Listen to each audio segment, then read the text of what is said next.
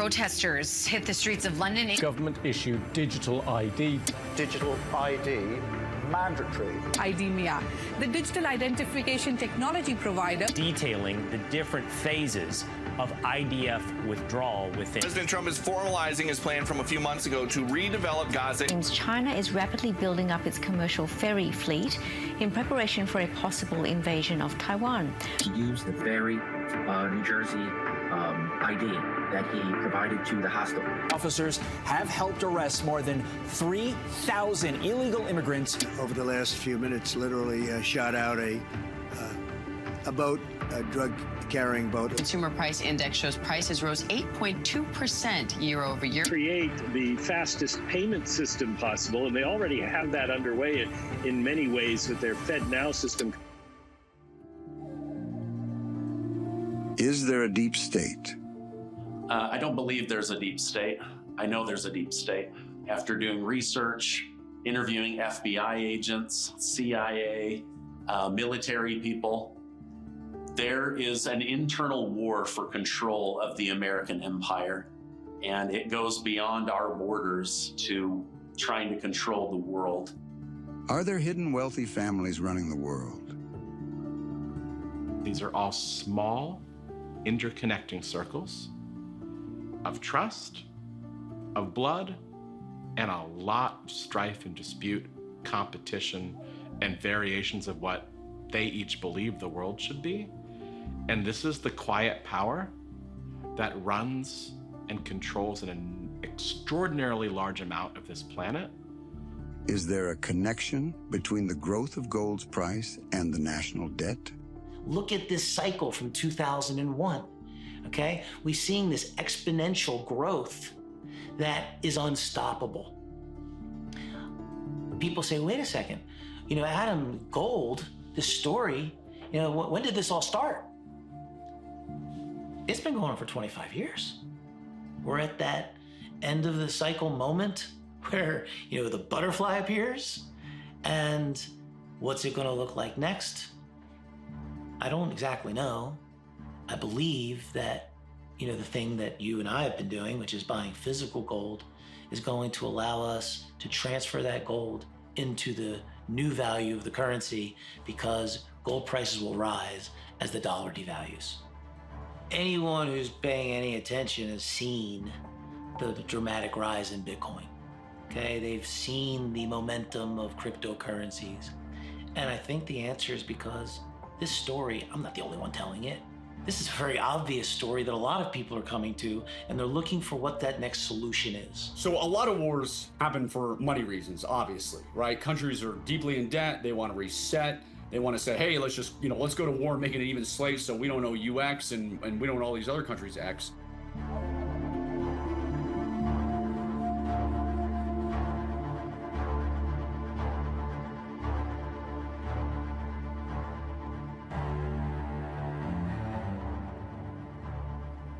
That's the same thing that our government is going to do when it comes to the central currency versus decentralized, is if they don't get their way and win, they're going to say, guess what? It is illegal, just as we know they did in, 1933 to gold, it's illegal to hold gold. They're going to say it's illegal to use these coins anymore. And if you go to your local grocery store and you want to buy milk and bread for your family to feed them, you have to use our centralized currency. And what is somebody going to do? They're not going to let their family starve to death. So yes, that is absolutely something I believe is going to happen in the future. I don't know when, obviously, but sometime down the line. How do you protect your family's assets from the government? How do you protect your money? And the Rockefellers always had this sentiment and statement they shared. Own nothing, control everything. So if they got sued, you couldn't find where their assets at. How do you get to those assets? They held that in trust.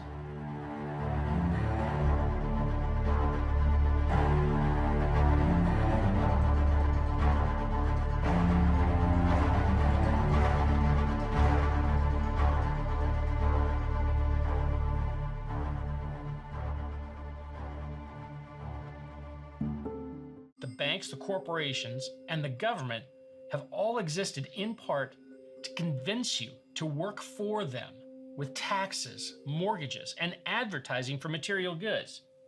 You may begin to question Is this really a conspiracy? Fair question. Well, what is a conspiracy? A group of people secretly getting together and creating a plan to conceal a gamified framework where you serve them. This has happened for centuries. We call them the epics with emperors. Yet to catch us up on modern times, we have to start at a small island off the coast of Georgia called Jekyll Island. Jekyll Island Club, where this meeting was held, was owned by 50 plus members, including barons like J.P. Morgan, Joseph Pulitzer, William K. Vanderbilt, and Marshall Field. It was far away from New York and Washington, D.C. So in my mind, it is one of the first great American conspiracies that is true and documented. The meeting convened back in 1910 when Republican Senator Nelson W. Aldrich from Rhode Island and Assistant Secretary of the Treasury A. Pitt Andrew drafted to act to create the Federal Reserve. They invited 5 of the country's leading financiers: Frank Vanderlip from the National City Bank of New York, Henry P. Davidson, director of J.P. Morgan, Benjamin Strong, J.P. Morgan Bankers Trust, and Paul Warburg, father of the Federal Reserve. Family banking dynasty to Venice, head of Wells Fargo Bank, board of the Federal Reserve of the U.S. His son was the federal advisor to FDR. His brother ran German banking in Germany during World War II. These men convened a private meeting at the Jekyll Island Club to develop recommendations for the centralized banking system that could respond to the financial practices like the Panic of 1907. They devised a plan for 12 self-governing branches distributed over the country, overseen by a national commission that would coordinate policy. Aldrich later submitted this proposal, which became the Federal Reserve Act. It was passed on Christmas Eve after senators had gone home for the most part. This was where our current paper money system really began. This meeting was at the behest of J.P. Morgan and the inclusion of Paul Warburg. This is critically important. Remember that name, Paul Warburg. The existence of the structural meeting and its results were not made public for over 20 years after the policies were implemented, and the Federal Reserve Bank of the U.S. was a codified institution. I sat down with financial, historical, and gold expert Adam Barada to enlighten me on the details of this.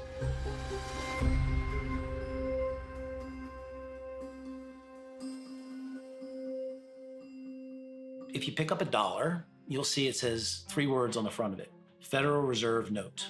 Okay? That piece of paper is from the organization called the Federal Reserve, which is the central bank of our country. That central bank was created in 1913. Okay? Understanding the purpose of why it was created, I think, helps us understand where we may be going. Central bank was the brainchild of J.P. Morgan, who was the most powerful banker in human history. His bank is still the biggest bank in the world. But J.P. Morgan, through the process of recessions in 1894, and then 1897, and then 1907, these big bubbles that bursted, where he became kind of like Warren Buffett was during the crisis in 2008. He came in and was the lender of last resort to good businesses, and he let the bad businesses fail. He desperately wanted a lender of last resort because he was tired of being that guy. And so he wanted to create a central bank that would provide that lender of last resort in a crisis. And he wanted that central bank had to have rules. And the main rule that J.P. Morgan wanted that bank initially was that dollar, that new, Federal Reserve note, needed to be backed by physical gold. I think the importance of Jekyll Island was the privacy and secrecy that had to be maintained. They wore costumes, they went on night trains, no one wanted to be seen in this group that could be identified as having the fingerprints on this plan. And it was some of the most powerful bankers in the world that were getting together to develop this new monetary unit, okay? The way it was sold to the American public was not as a replacement, okay? This is going to be the new reserve currency of the country. It's not going to replace gold. It's going to be a parallel rail that is completely interchangeable. And the interchangeability is probably the most important aspect of, in my opinion, the new Federal Reserve note. Because they weren't asking anyone to change anything. They were just saying this is going to be more convenient. This is going to be an easier way to carry your money. You can take this gold coin, this $20 gold coin, and buy a suit. You can take your $20 Federal Reserve note and buy a suit. They're completely interchangeable. You want to put your dollars in the bank and take out gold? You can do that. You want to put your gold in the bank and take out dollars? You can do that. World War I happens. Europe is decimating itself. The United States remains neutral for the first 3 years of the war. What's that mean? Well, we are selling our materials, our rubber, our labor, our weapons are all being shipped to both sides. The entire world is using gold as money, and the money from Europe is flowing to the United States. And as you're accumulating that money, our economy is getting stronger. Their economy is getting weaker, okay? They're not only decimating one another physically, killing, tens of millions of people, they're also shipping their most valuable commodity to America. So it's important to understand that when World War I ends, we're roaring as a country. We've got all of this new money that's come in, and so the roaring 20s happened here in America. They weren't roaring everywhere else, okay? Europe was trying to rebuild.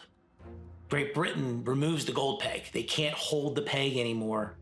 And if you want to know when the US dollar effectively became the reserve currency of the world, it was around 1925. In 1929, the stock market collapses. Keep in mind, at this moment in time, you have gold and you have dollars. And in the Depression, there's a run on the banks. If you've seen the movie It's a Wonderful Life, you see people rushing to the bank because they understood you want to get your gold out of the bank because there's only, we have fractional reserve banking here. Only 40% of the gold exists. The new administration, FDR, on the, in the first week that they take office, they shut down the banks for a week. We're gonna have a bank holiday. And when they reopen the banks, they open it with a thing called FDIC insurance. Now the US government is going to insure your deposits up to $5,000, okay? And the idea of that was, don't worry anymore, the banking crisis is over, all of your money's good, we'll leave it in the banks. The banking crisis wasn't ended until 1934, 1 year later, when they made gold illegal. So now if you were a citizen, you could be charged with a $10,000 fine and time in prison if you didn't turn in your gold for your reserve notes. So we start spending and printing way more money than we have in gold reserves. And other countries start to say, yeah, we'll take the gold. We're gonna ship back our dollars and we're gonna take the gold. And Nixon in 1971, with executive order, closes the gold window. The dollar now becomes a fiat currency. No longer is the dollar backed by gold. Now the dollar is just the dollar.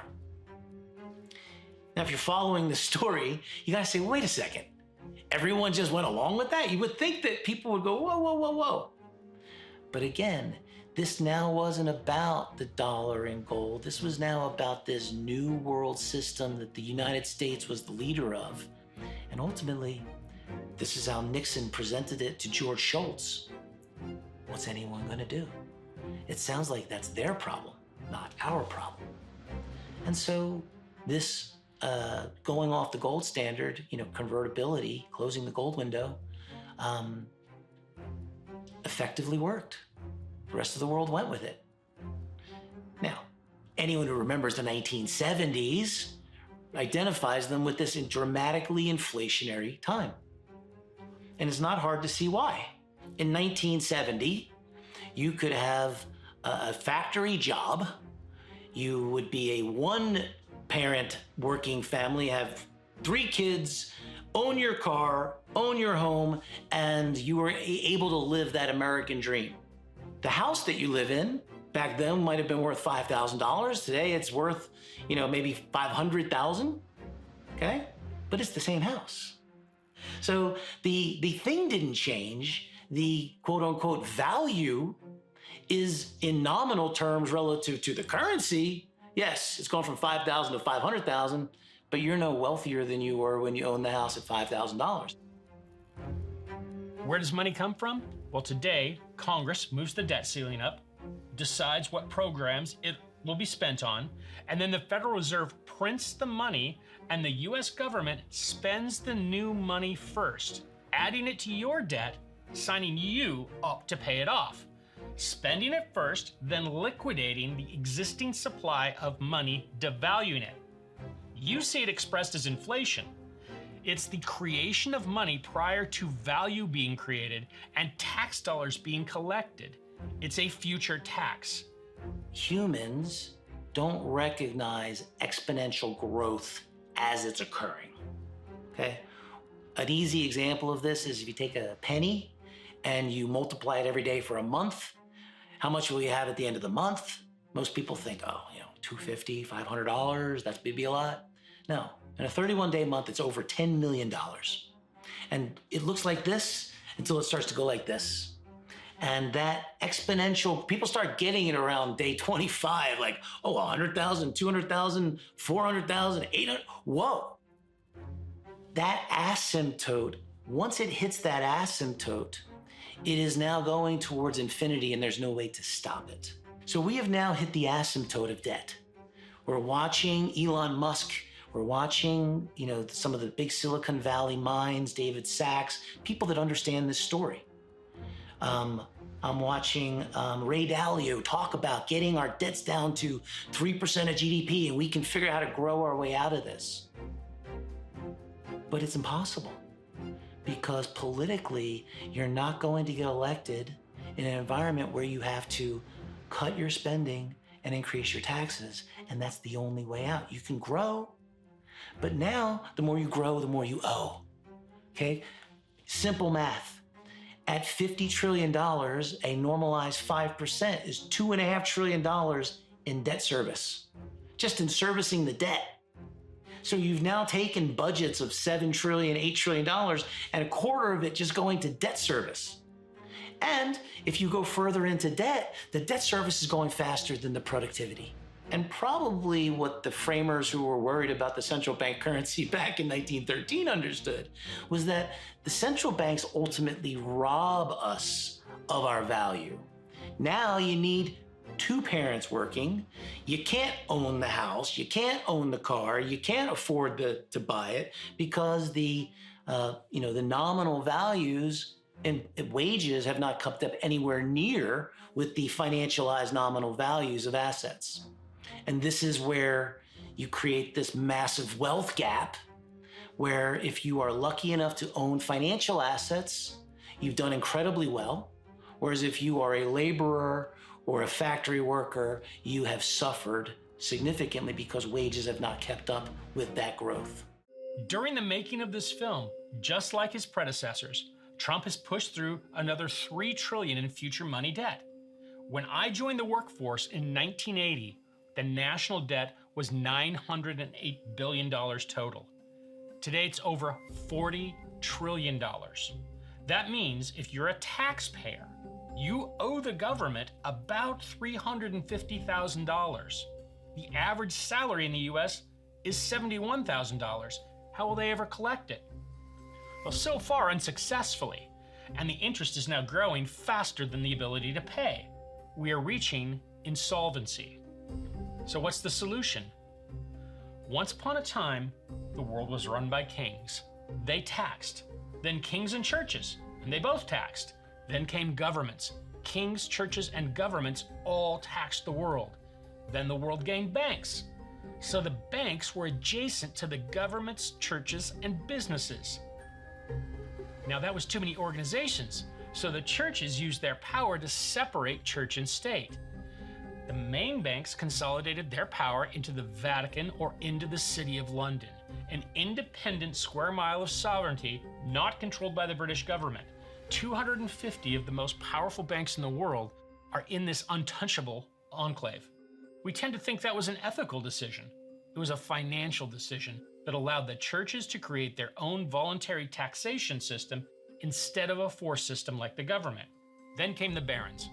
Businesses grew into railroads, communications companies, automakers, oil companies, and they got their own tax-protective laws to allow them to prosper. So banks, governments, and corporations ran the world for about 100 years. And they had a lock on power and money. They fight wars, create machines, create companies for energy, tax the citizens, and it was all going swimmingly well until technology. The technologists came along, the IBMs, the Googles, Microsoft, Accenture, MasterCard, Apple, Amazon, Facebook. And suddenly, not only were there a whole class of super barons, they had a real opportunity. They could overthrow everyone with knowledge.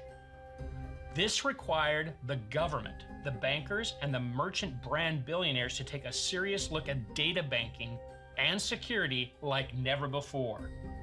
A new organization has emerged, a many-headed hydra of banking and commerce. Some call it the beast. It's not a country, it's not a government, not particularly a bank or a merchant, but is essentially a tech stack that is about to take over the new world permanently, and the old world kings are attempting to control it.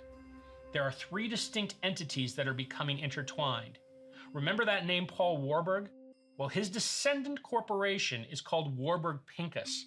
Their investment arm is headed by former Obama Treasury Secretary and Federal Reserve banker Tim Geithner.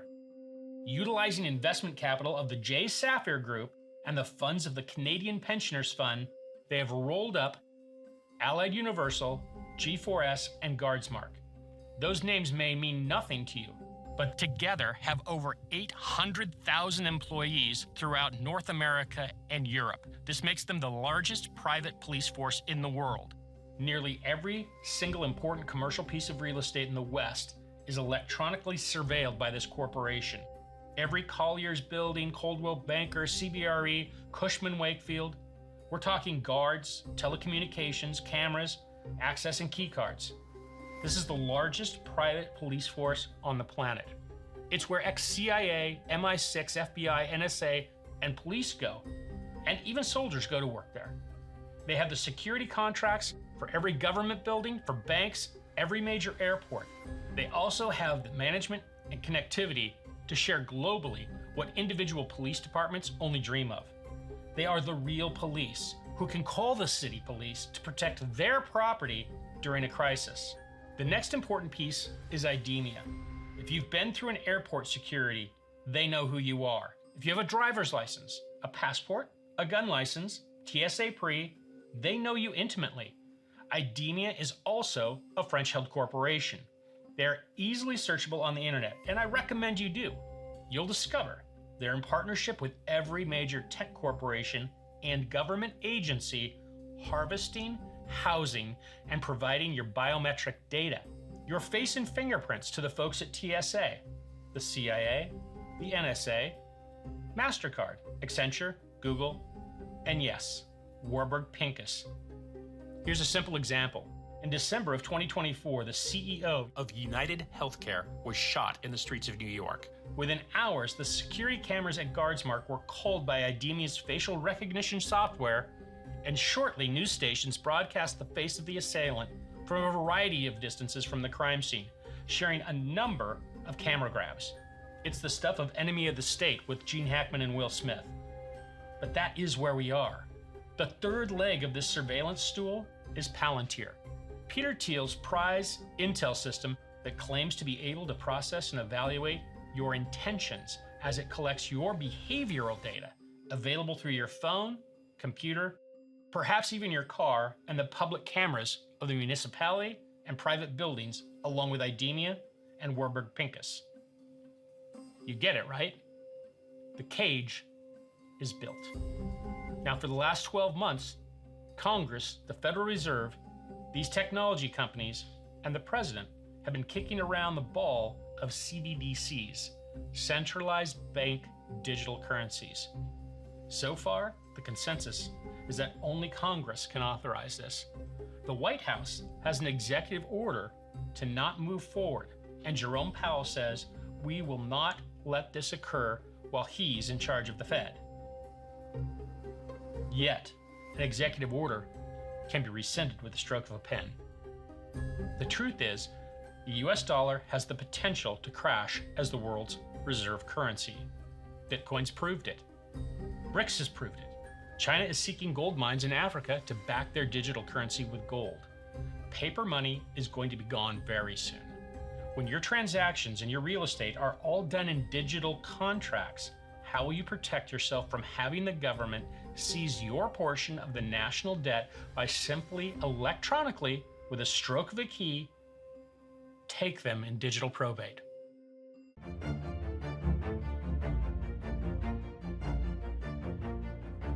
The Etruscans were the early Romans, had this idea called the saeculum. And the saeculum was that mankind is bound to make the same mistakes over and over and over again every 90 years. Because 90 years is the length of a long life. And the reason was no one would be alive to remind man of the mistakes they made in the past. And so for nearly 1,000 years, they didn't keep a calendar that was 100 years. They kept a 90-year or so calendar. They would schedule their wars around it. And they understood this system's this is a beginning, middle, and end. And we have to have a beginning, middle, and end. They would reset their systems in this idea. They would go to wars around this calendar. And so, if you think about that 90 years as that time frame, and then connect it to the central bank currencies and the federal, the reserve currencies of the world, it really kind of matches the reserve currency timelines. Portugal, Spain, Netherlands, France, Great Britain, United States. 555 years. Average length of time, 95 years. This is like, once you recognize the monetary system like a butterfly, okay? Larva, caterpillar, cocoon, a butterfly. Oh, day 14, that larva is gonna be a butterfly. That's a butterfly. This is a butterfly. And I think that mindset can really help people understand where we are in the system. So I'm a former CIA officer. I spent 7 years with the agency. Wonderful place to work, absolutely love it. They treat you great, but I wanted to get married, I wanted to have kids. So I left the agency, started my own security firm, and now we do a little bit of everything.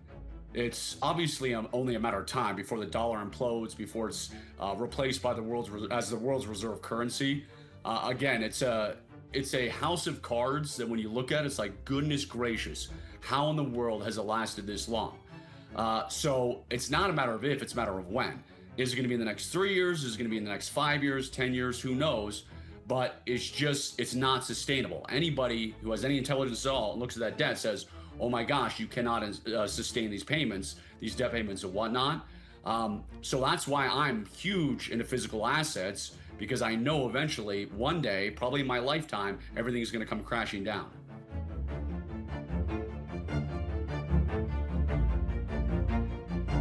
So there are many different types of digital currencies, and there are centralized versus decentralized.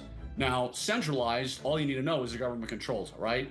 That's what the government wants. The government's been talking about the CBD, the centralized bank digital currency, CBDC, for a while. And of course, a government wants it centralized because then they control it. Then they know exactly who's spending money. They know that Ron has $5,000 in his checking account that ends in 1234. Every government around the world wants a centralized digital currency, because when you control somebody's money, you control them. We know that.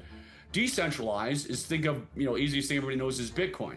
meaning a government does not control it. One government does not rule and say, yes, on a whim, we're going to change this, or we're going to be able to see who's got $10,000 in their checking account. So obviously a decentralized currency is a million times better than a centralized currency. But of course, that's going to be the battle in itself, where the US government, Chinese, everybody wants to be centralized because you control the money, you control the people. I got into the crypto industry in 2013. I co-founded a Bitcoin exchange with my husband here in Austin, Texas. I've spoken on hundreds and hundreds different conferences, from private curated events to conferences with 5,000 people all over the world. This is what people need to understand, that we are getting away from the cash and the world will move to digital currencies. So cash has a limited traceability. Digital currencies, even decentralized digital currency, other than, I would say, Monero maybe, they have a traceability, one form or another. The decentralized cryptocurrency has less traceability. Centralized cryptocurrency, the control and the information goes into central kind of entity, if you would. But that's the big difference, is that cash, you spend cash, not necessarily traceable. If you spend digital currency, it is traceable.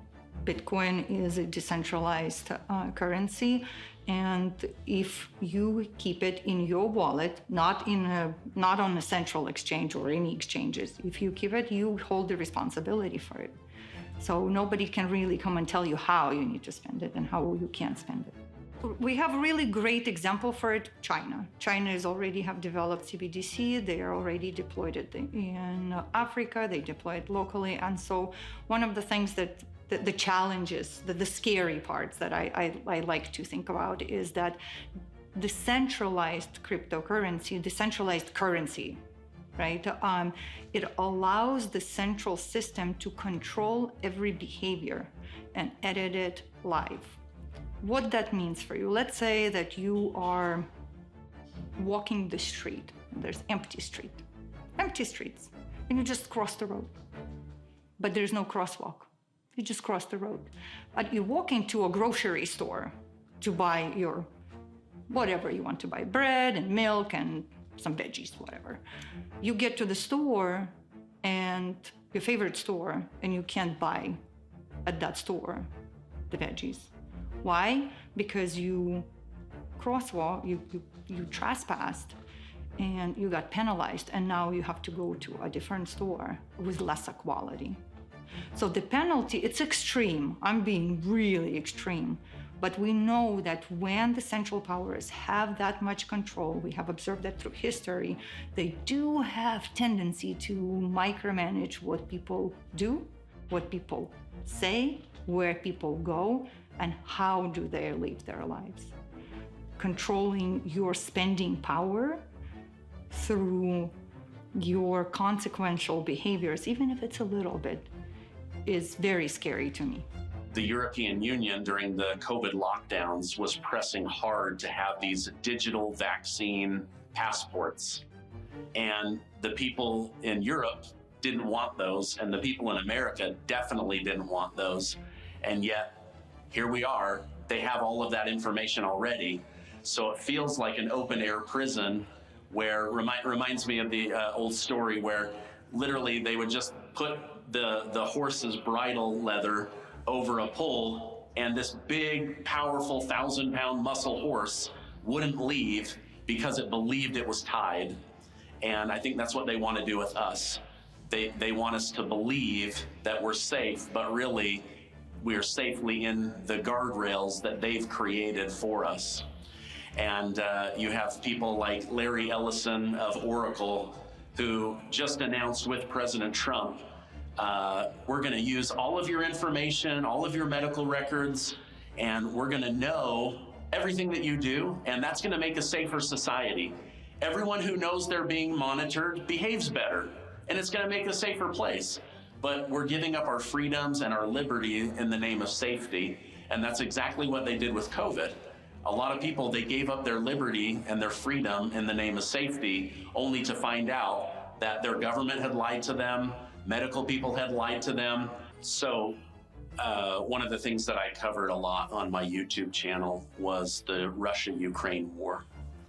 And one of the things that was interesting and concerning to me was the United States tried to control another country through sanctions, through stealing assets that were in Europe that belonged to Russia, and then ultimately trying to control the price of oil, using tariffs against them.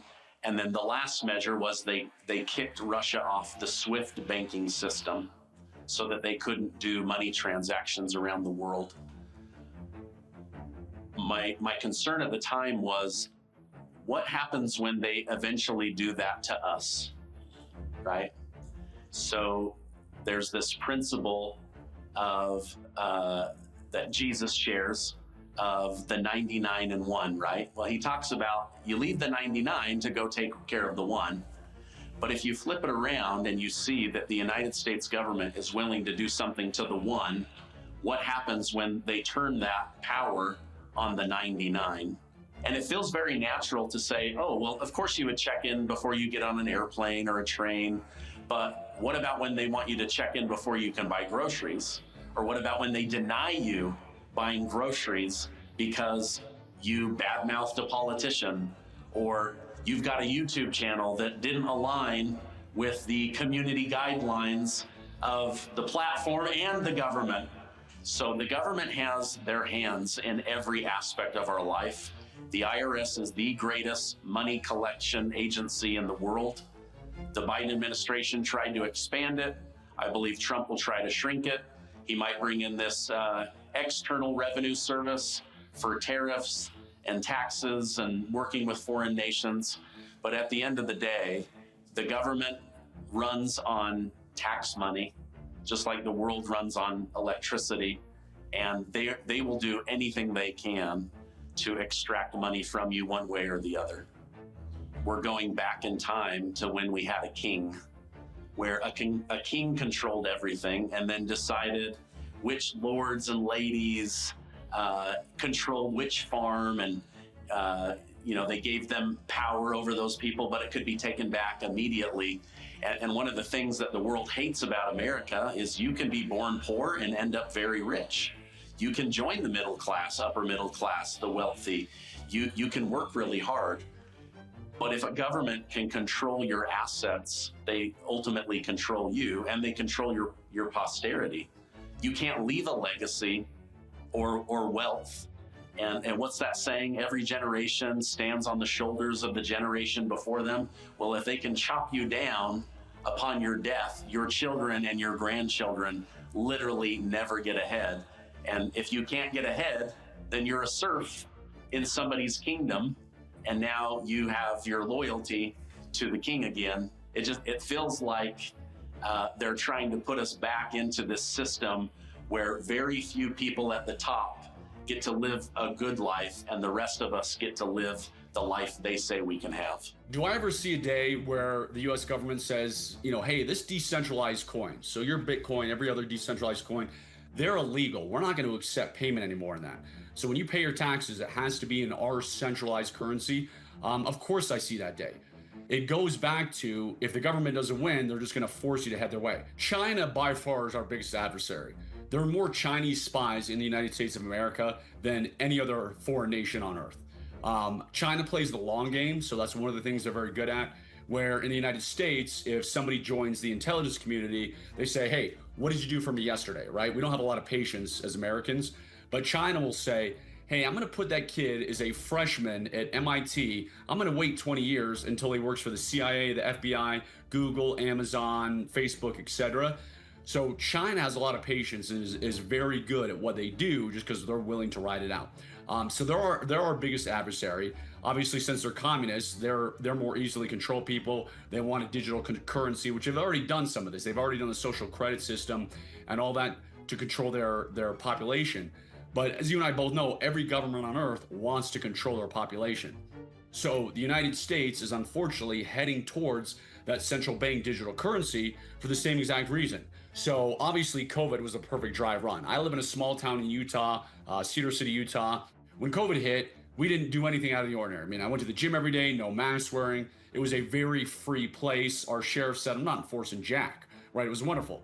However, everybody from California and Las Vegas started moving up to my town during COVID because they said, hey, we want freedom. We want our kids in school. And what drives me absolutely nuts is these knuckleheads don't realize it's your politics. It's the way you voted, which is why you left, but you're going to come up here and pollute my town again, and then you're going to burn it to the ground, and then, you know, you're going to go to the next town and burn it to the ground. And I've seen that happen. The politics have changed tremendously. So that's, again, what I don't know why they don't realize it, they don't understand, is that you can only burn a place too many times before we're not able to go anywhere. And when we have the next president, after Trump is gone, somebody's going to come in. They're going to be incredibly charismatic. I mean, we know that's why Obama got elected. He was a junior senator. He had no real experience or anything. But, I mean, the guy was, again, he could sell ice to an Eskimo. People just worshipped him and all that kind of stuff. Obviously, I didn't, and I did not vote for him. But that's what's going to happen. It's just going to come in one incredibly charismatic person. There's going to be another event, and then they've already brainwashed people. And it was always so amazing to me. You know, the number of people fell right in line who are immediately like, okay, I've got to get the shot today. I've got to do this. I've got to shut down my gym. I mean, I respected and admired so much those people who kept their gyms open and fought the government.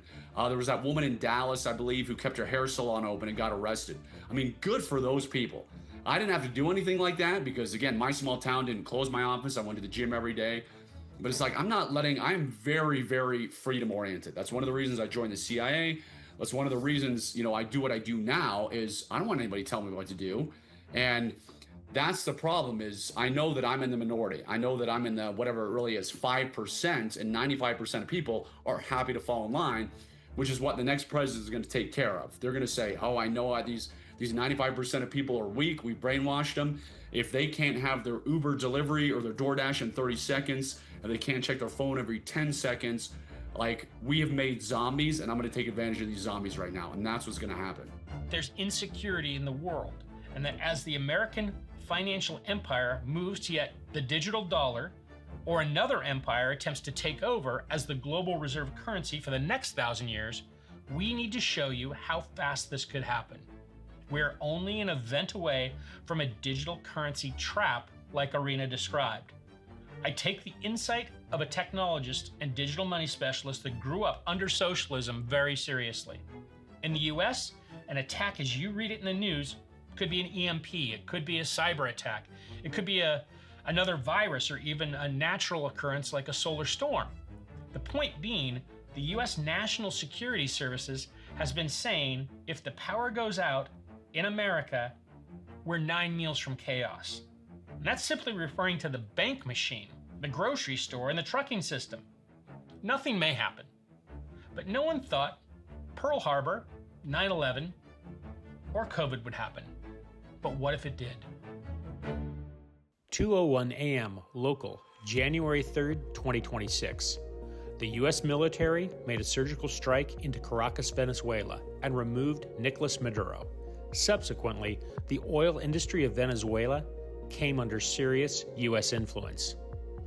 9:15 a.m. local, March 1st, 2026. The U.S. and Israel began joint strikes in Iran, destabilizing oil markets, eliminating state leadership, and tying up the Strait of Hormuz, where 20% of Asian oil passes via tankers daily. The control of oil and its distribution and payment offers the U.S. control of the U.S. petrodollar. This comes at the critical moment when the U.S. needs to flip from paper currency to digital currency rails while restructuring the debt. Does this seem like a coincidence? This potentially ties the hands and feet of many sovereign nations holding U.S. Treasury notes. How do you think Russia and China feel about the next 125-year cycle being dominated by American currency and Western political policy?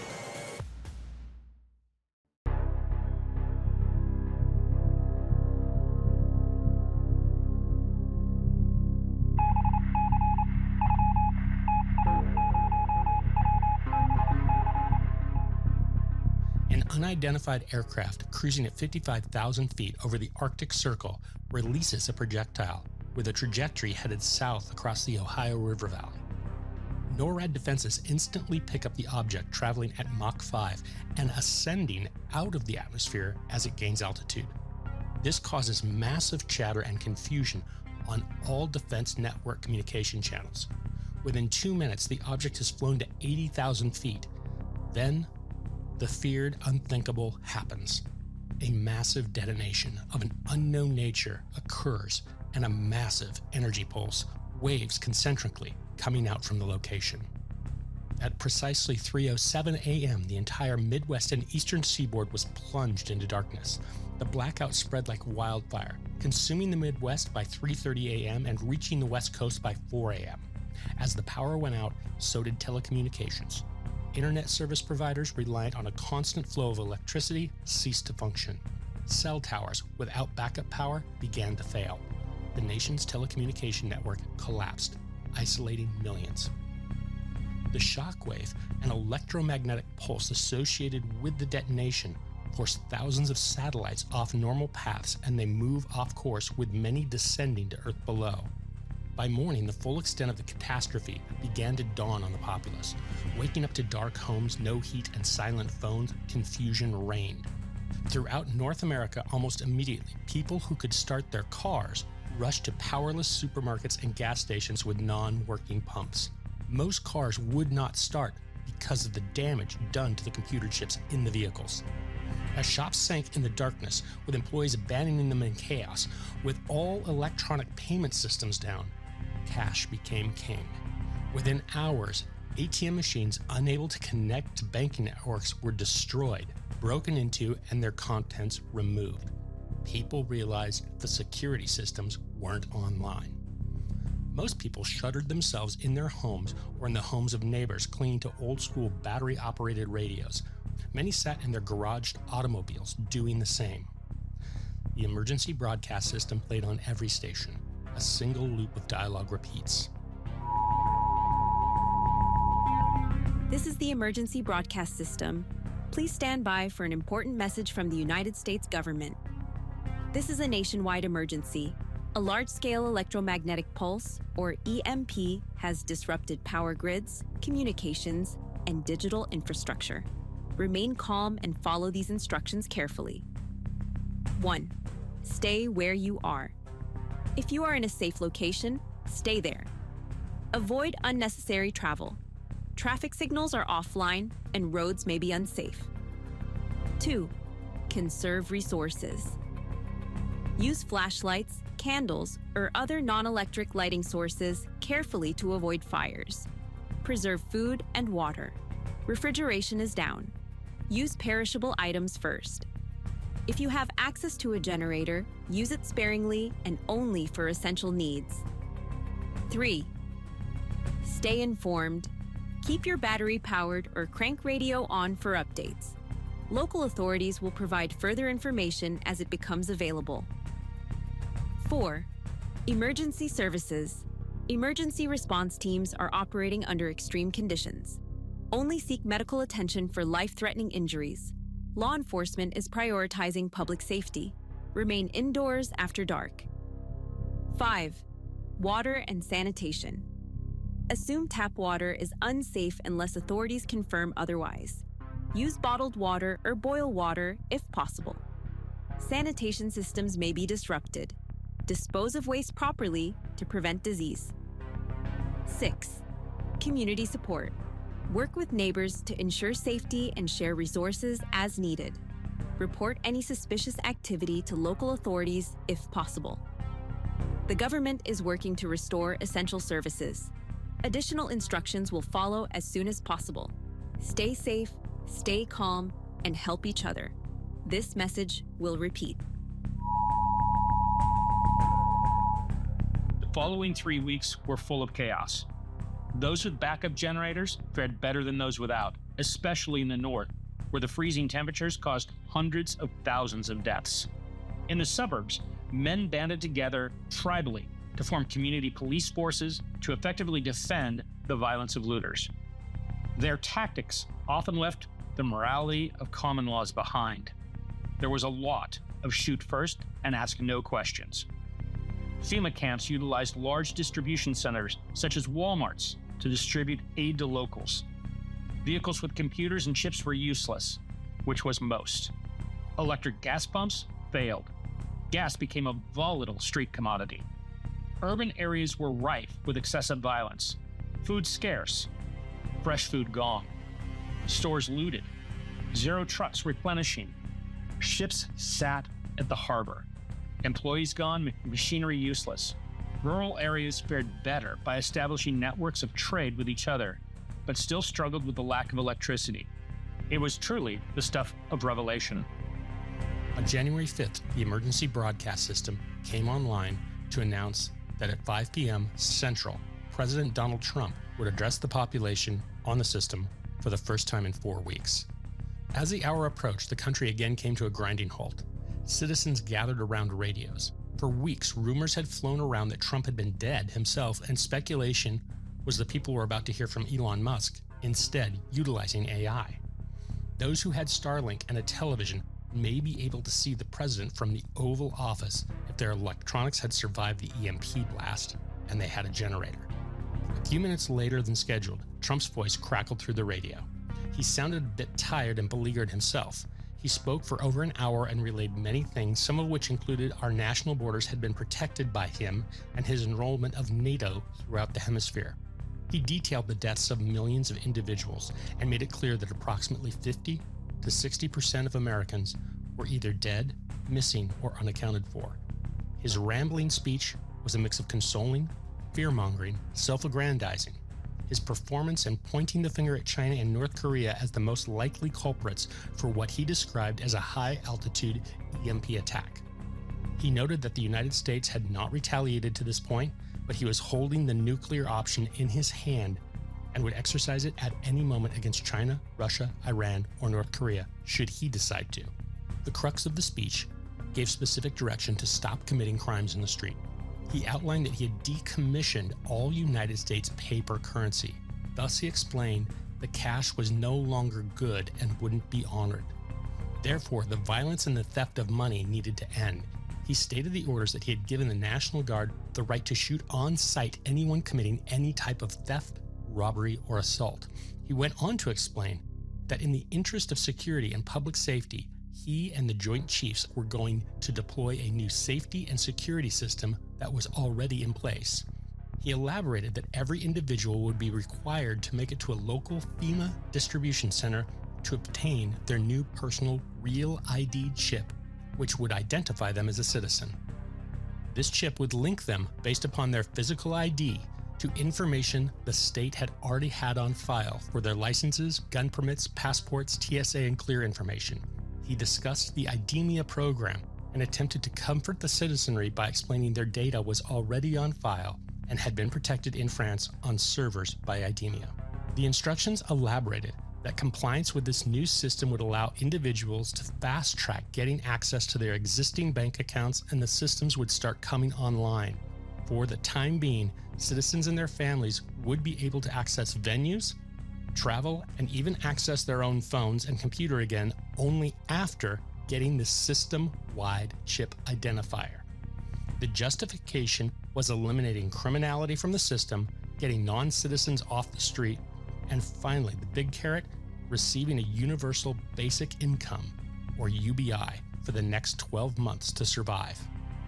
America was now governed by digital transactions, the identity apparatus of IDEMIA, and the access to surveillance of allied universal companies, and in tandem with its global partners G4S and Guardsmark, who provided security camera data, telecommunications, physical security, and building access to the Western world.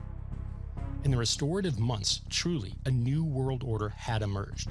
NATO nations, Great Britain, and the United States signed defense and economic treaties that allowed the group to move forward as a coalition of nations with a chairman and a board. In a way, the West had not been destroyed or defeated. It had been restructured into a new alliance connected by digital banking and commerce systems that evaporated the need for tariffs and trade treaties, and operated as one tightly wound, interconnected economy tethered by a single joint currency system. In the new America and Europe, individuals would seek employment, much of it day labor and service work, for a small group of elite and wealthy. The middle class was decimated. The vast majority of homes had been swept up by BlackRock, Vanguard, and international banks. Insurance companies were consolidated under banks, and the consumer real estate market was non-existent. From this day forward, you would own nothing. Your happiness, you would discover, would be your problem. Upon your eventual death, your assets would be collected by the state to pay for your share of the relaunch of this new form of Western feudal technocracy and your freedom. An interesting thing happened on March 15th, 2023. If you remember what went down, Silicon Valley Bank, other major banks, mostly in the, around the tech world, saw massive runs on their deposits, okay?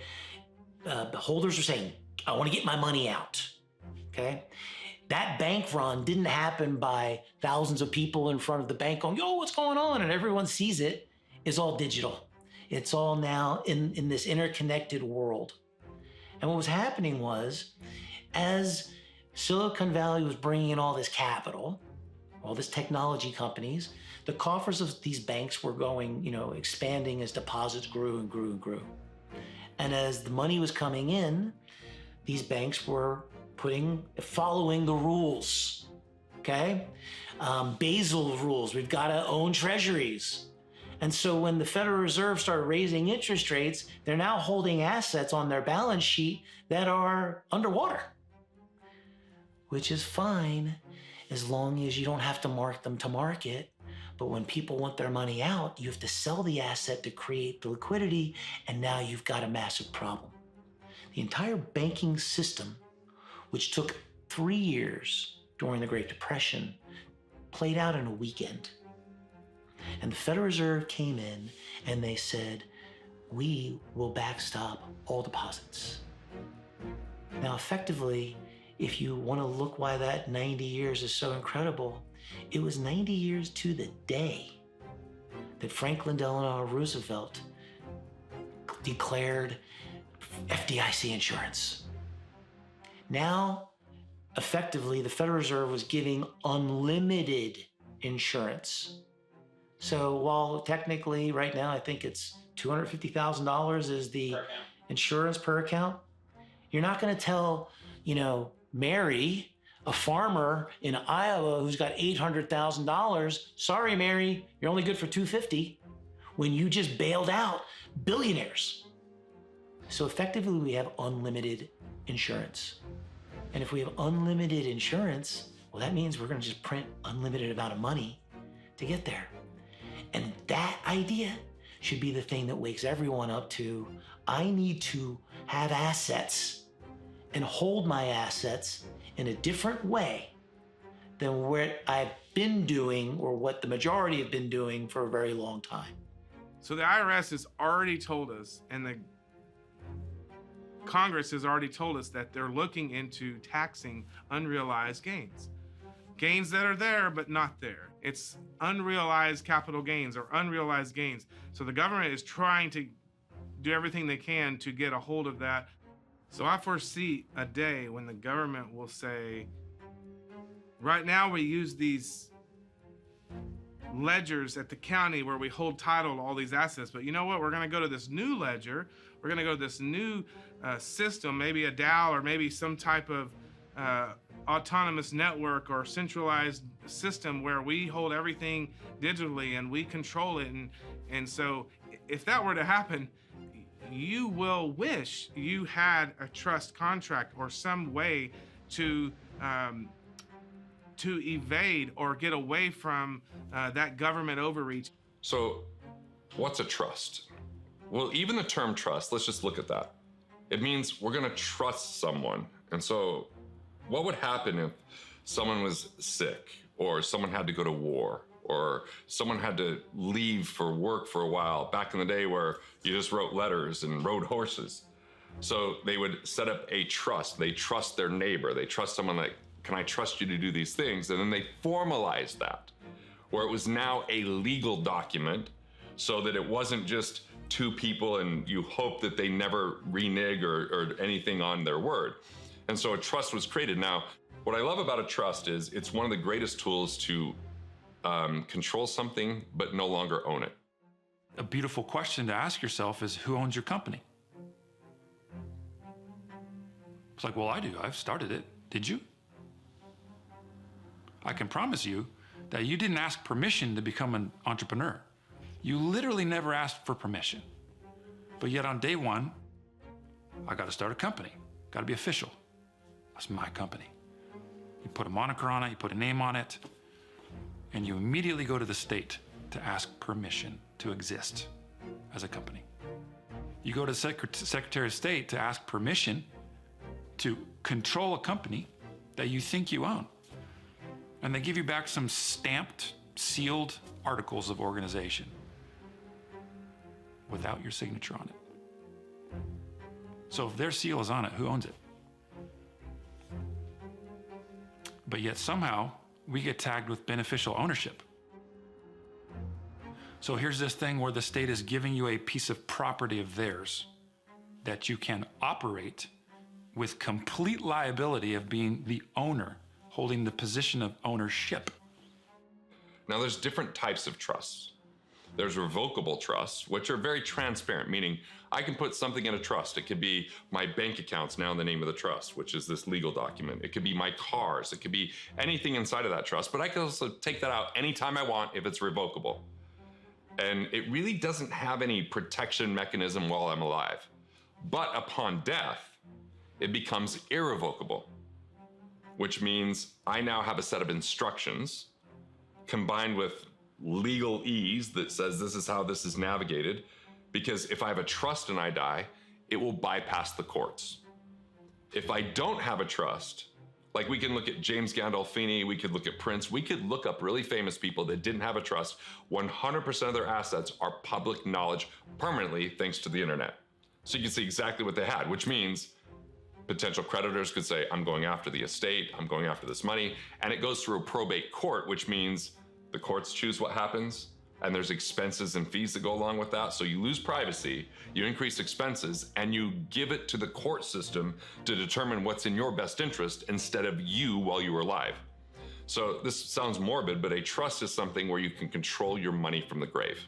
I feel like so much of the world has been about, ooh, the wealthy, they have this information that nobody else has access to, and they do things that no one else could do. And sometimes it's because they inherit money or they're in backroom, closed room deals. And the reality is there's a few very simple things that they do that anyone can do that I even started to do when I was 19 years old in a rudimentary fashion.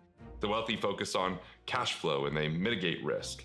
They focus on efficiency because some of the greatest returns we get is by saving on tax or saving on interest or removing hidden fees and commissions or designing insurance properly so we don't pay for inconsequential things. Like, why do these old money families continue from generation to generation like the Rockefellers, who not only are they're on their 6th generation, they also have everybody that was around them that also have been able to pass on wealth for 6 generations. So we have this conversation of privacy versus anonymity, and they're clearly not the same thing. With privacy, you have something personally to protect. With that anonymity, you control an organization that is unidentifiable. And that is what we're talking about, not necessarily removing your own privacy, so much as creating these new organizations with assets that are controlled by somebody who is anonymous and cannot be found out. So it's not that these organizations are enigmatic and they disappear off the radar. It's that the controlling party is unknowable.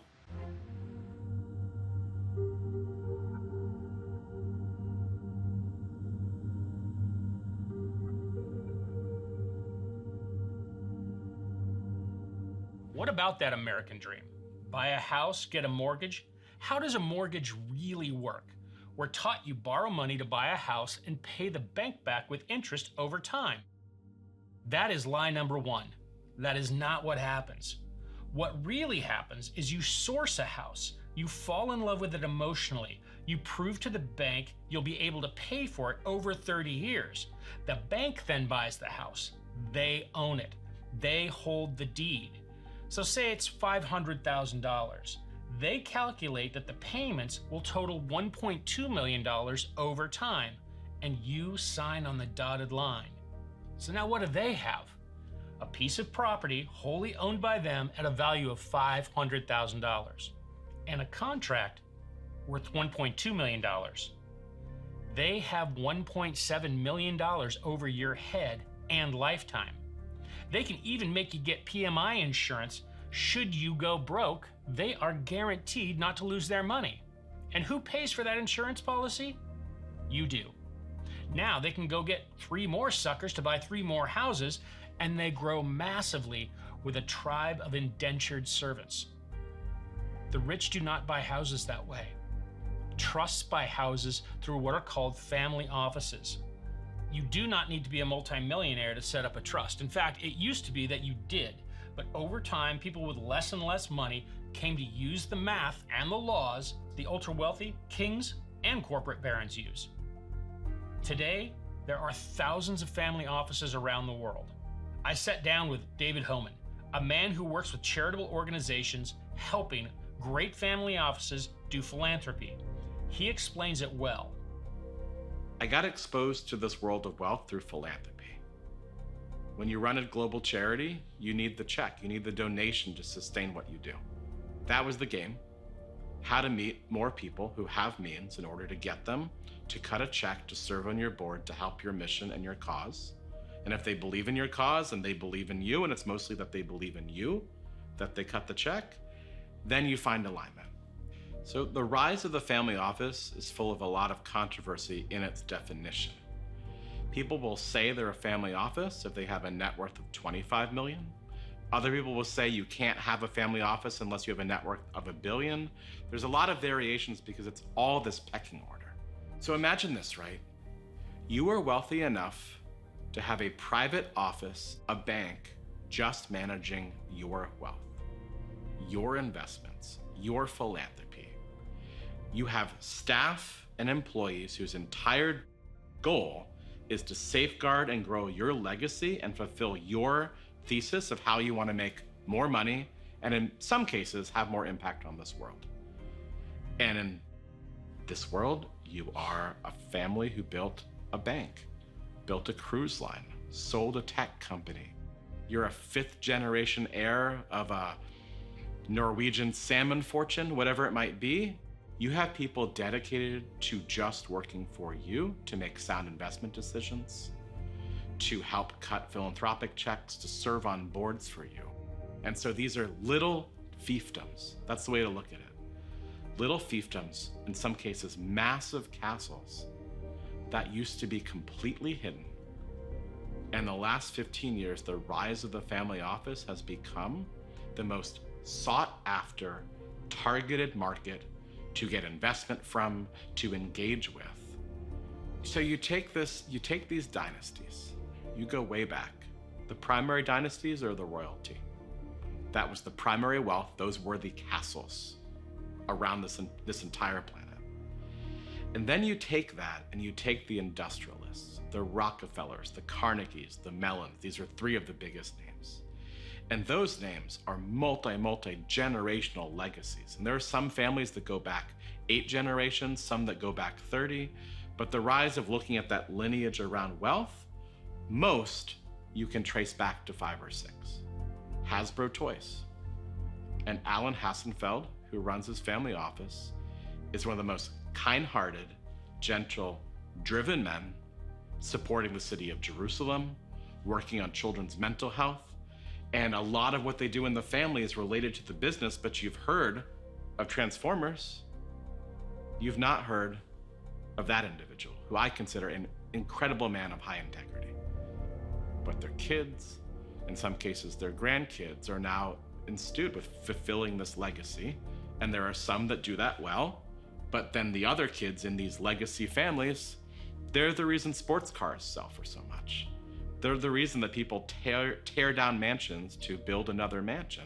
And they're this bifurcated society of the haves, and then the haves that are for good, and the haves that are not, because their legacy and what they have is their castle. And that mentality, this idea that if you have your castle, you have value for me, is a lot of what I strive against. In my opinion, power hasn't changed. There's a network of lords and ladies. There's not one family, that one wealth holder to another to another. This is completely interconnected. So when people say they control the world, the cabal, whatever it might be from any politics, it's not a they. It's a group of individuals with lineage, with legacy, who either have inherited this and built upon it, or built something and now are embodying some new version of this, but they created a value that then has diminishing returns unless they keep adding to that value. In my book, What Would the Rockefellers Do?, I looked at two families, the Rockefellers and the Vanderbilts. The Vanderbilts had more money than the US Treasury at one point. That's how wealthy they were. And yet, 54 years after Cornelius's death, and mind you, after Cornelius died, he passed on his money to his oldest son, and he doubled the estate in the 9 years he was alive, then he died. So then we're looking at, basically, 44 years later, the first Vanderbilt dice broke. Now we know the Vanderbilts because Vanderbilt University, that was $1 million allocation that they gave. Not that much compared to what they were worth. They used to own the Breakers in Rhode Island. They don't own it anymore. They own 10 mansions in Manhattan. They own 0 of those now.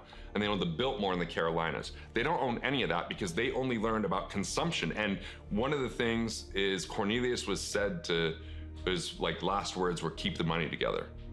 But there was no strategy. There was not a proper trust in place. There wasn't proper mechanisms that would replenish that trust because of economic conditions, because of what they could have done with their heirs that the Rockefellers did do. How much of your lifetime income goes to paying tax and other rent or mortgage? Between income tax, sales tax, gas tax, property tax, sin taxes, highway tolls, and car tabs, plus employment tax, that would be money going to you if your boss wasn't forced to give it to the government. Well, about 50% of your gross income is swooped up by the state in some form or another. If you have a mortgage, you probably spend 25 to 40% of your income on that. Same with rent. So you eat and entertain yourself with about 20% of your total earnings. That's what you keep, and that literally goes down the drain. Yet it's not the same for the rich. With the right business structure, their homes are paid fully by self-administered loans from their life insurance. Their expenses are written off under legal and proven business tax expenses. So they are keeping and enjoying a far greater percentage of their money, even if they have jobs for food and entertainment and lifestyle. What would your lifestyle be like if you captured 80% of your income and were able to spend it on lifestyle, knowing your mortgage, vehicles, and such were already covered? That's being wealthy and living rich. Yes, I did say life insurance. Here's how the other half uses life insurance to ensure their children live better. I sat down with a young phenom in the insurance and banking sector, Caleb Williams. Don't let his youth fool you. This guy is a genius and taught me more in an hour about infinite banking than I ever read. A deposit to a bank is actual liability, and a loan to a bank is actually an asset. Very telling. It's something that we'll come back to. So I'm starting to learn all of this and learning about marketing, learning in our loan department, get to work in our investment department. When I'm 18 years old, one of my dreams comes true. I get to work in our investment department as the assistant, and we're learning and helping people with money. And then when I turn 19 years old, the person that runs the investment department at Community First Bank leaves. And I become one of the youngest, if not the youngest person in this country to have this crazy opportunity at 19 years old to take over the corner office of Community First Bank. So I started reaching out to people. I knew R. Nelson Nash, the pioneer of becoming your own banker, before he passed away. I talked to people like this, and one of the realizations that I got was I realized that a lot of the people I looked up to, a lot of people I was learning from, a lot of the wealthy people that I was admiring about how they set their wealth up, they were obsessed with life insurance. Now it's interesting because when I grew up, I was like, life insurance is a terrible place to put your money. It's a horrible investment. You have people like Dave Ramsey and all these financial gurus out there that says you are literally better off burying your money in your backyard than even touching life insurance. Yet, why are over 3,200 banks in the United States have some of their most precious assets. They're tier 1 assets in bank-owned life insurance. Why was there a time when almost every Fortune 500 company had corporate-owned life insurance to retain a lot of their key employees? Why are the wealthiest families, why are their presidents, why are their senators, why are the Rockefeller family, why do all these families use life insurance? So let me unpack one of the most valuable benefits of life insurance that's set up and used properly. It's the ability to use your money throughout your life. This is why a lot of people call becoming your own banker. You are the bank, is you can use money without anyone's permission. Let me unpack what this means. So what's built into these contracts is your ability to borrow against, okay, this is really key, borrow against your own money whenever you want. We've had clients that have used their money in all kinds of real estate. We've had clients that flipped cows, like they literally bought cows, grew them, you slaughtered them, made money. We have business owners that, like, it's essentially infinite. You can use your money on whatever you want and you don't need anyone's permission. So what are the economics of this? To access your money, you go to the insurance company and you say, I want access to my money, and they're gonna give you some type of loan. This type of loan could be anywhere from like 4% to 8%. You're paying the insurance company, your cash value is used as collateral. Again, your life insurance cash and all the benefits are continuing to compound. You get access to your money, and it's an unstructured loan, which means it's unstructured. You get to do whatever you want. You get to choose back when you repay, if you repay. And so a common question is like, how can these insurance companies guarantee you access to money at a pretty competitive interest rate and not require you to pay this back? They're the only institutions that are hedging not only interest rate risk, but your life risk, mortality risk. And so insurance companies say, you know, Ron, if you don't pay back, we have a permanent death benefit that is way greater than any outstanding loan that you have. What we're gonna do is, if and when you die, we're just gonna give you your death benefit minus what you owe us, and your beneficiary, your trust will get the difference. And so you have institutions that allow you to have control and access to your money. You have the ability to repay it and determine the terms of that. But what that also does is that gives you the ability to now get your dollar doing more than one job. Insurance is not an investment. The message should not be invest in insurance and all your problems are gonna go away. The conversation should be what the wealthy are doing is they're using insurance as a storehouse. If you look at just what the wealthy do is, number one, their kids are set. They're getting life insurance policies on their kids. They have trust set up, and like they, from day one, are set financially with a financial foundation. Then they send their kids to these financial Ivy League schools, not for the education, but for the access. Because what you'll find is your net worth is really in your network. And so what they're doing is they're financially giving them a foundation, but really the key to these schools and these networks is to find the next Mark Zuckerberg, to find the next opportunities to invest. And oh, by the way, when those opportunities arise, these wealthy families have dry powder, they have capital, they have the ability to say yes to those opportunities. Let's look at the average person, the average American family though, not set up to financially, they're in debt, and they're not getting into these networks. But even if they had access to these networks, even if you had this investment that you know is going to double, you know is going to triple, you know is going to go to the moon, you can't take advantage of it because you're not financially set. You don't have the financial bridge in a life insurance policy or even in a CD to be able to say yes to this activity. So it really comes down to access to capital, control, but then the network and the upside to say yes to things that can take you to the moon. The minute someone's born, the clock starts ticking, and 30 days later you can buy a policy. So I immediately bought my kids' policies. Now I can own those policies, or my trust can own those policies, even though they're on the kids. That grows pretty fast at that age because the likelihood of death is much lower, and so it builds cash value. And what I look at is, first off, I can pass on like money in a very efficient way, because when the death benefit moves into the trust, you might not have to pay any tax on that. So I buy this future net worth in a death benefit that will replenish the trust with every person that benefits from it. So the Rockefellers have insurance on everybody. And then when that person dies, more money comes into the trust. So maybe there's a bad investment. They now have a buffer. The average Gen X, the average American today, they own a house, they have a 401k, they get an inheritance from their family. They have $1 million in net worth, maybe. They don't even know it, but they have all these assets. But in retirement, you lose it all. Why? Taxation. You have to live on the money. You have capital gain taxes. Even if you sell the asset, you don't even know it, but you're going to have this huge recapture, they call it, recapture or capital gain event happen afterwards. We have clients all the time that sell companies, and they get this big 30% recapture.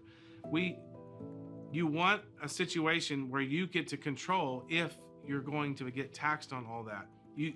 In this type of trust that we design, you can like freeze your assets in time.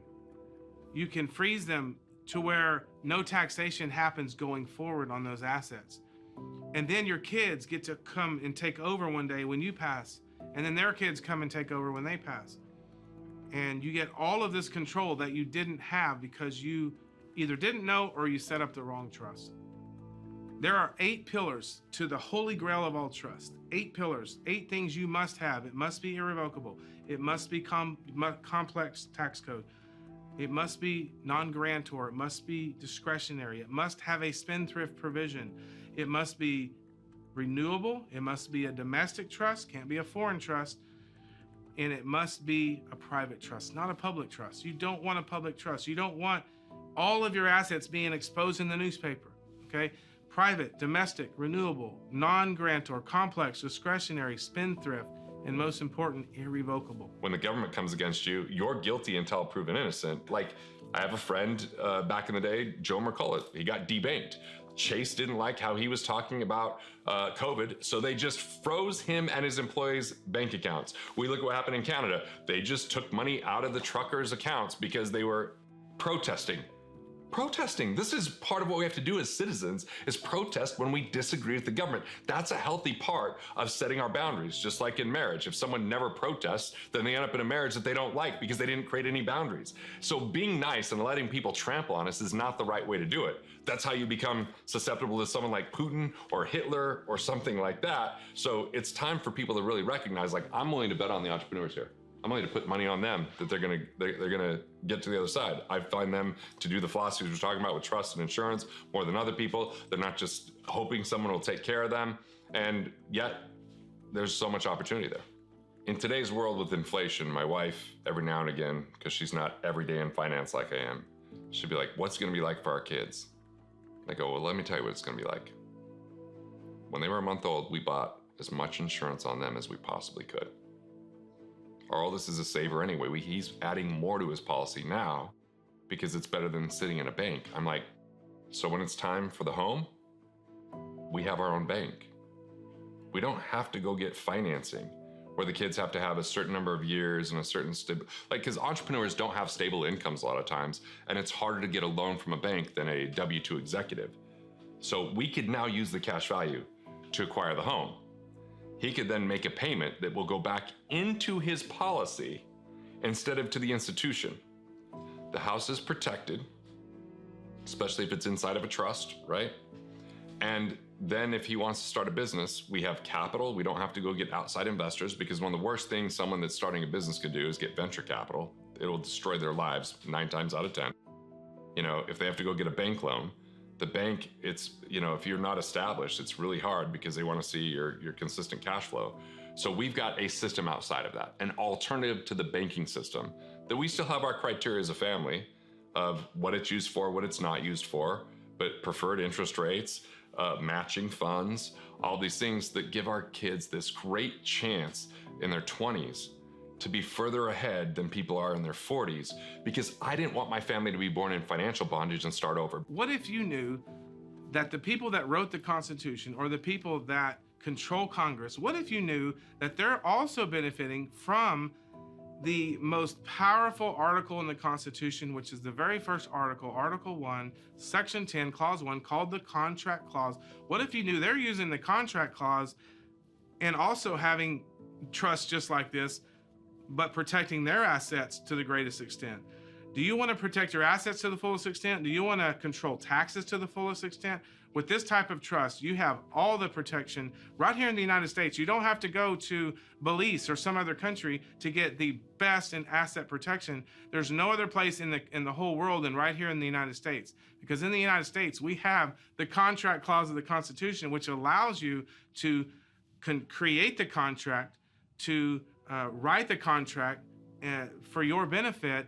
And so what do? We write the trust to have all the provisions that it needs. In the court case, for instance, Fletcher versus Peck or Elliott versus Freeman, there's a bunch of Supreme Court rulings where the government says legislative control does not control these trusts, and there are Supreme Court rulings on that. So even the Constitution itself says no state can pass a law impairing the obligation of contract. So even if the government comes out and changes the code or changes the law, they can't. If you have this contract that controls assets or controls your assets or homes or even your money, you will have some level of protection there when the government comes and pulls the rug out from everyone. You're going to have a level of protection that no one else has because you have a contract that all your assets are controlled under that contract. And if the government, Article 1 says no state can pass a law impairing this contract, think about that. The government can't create a law that impairs your contract. Trusts are hundreds and hundreds of years old. They come from ancient Rome. In that amount of time, there's fewer rules, there's more principles, but there's a way of doing things that needs to be figured out that you can't find on Google. That is generally done in passing down information from one generation to the next. That feels like an if you know basis. And so if there's no course that I can take about how to unown things and put them into this private owning institution that I don't own but control, fewer people are going to do it. Well, conveniently, we have this beautiful thing called blockchain. Guess what? We can programmatically make it do just about anything that we want to fill this purpose of it being the mechanism wherein these things are owned and managed and controlled as a good steward would, without having to know deeds of conveyance and other things that seemingly are complicated yet simple, but new and intimidating. It's simple, it's clean and smooth. In our home, we have 8 kids. Each one is different. But the principles that we teach are the same. Personal accountability and responsibility being one of the foremost important things that we could represent to our children. Well, what does that mean in a day and age that's permissionless? And what we teach our children is that your choices are yours. Their choices are theirs. But the intersection between one choice, your choice, and their choice, that's where freedom is. Freedom is a participation of all people.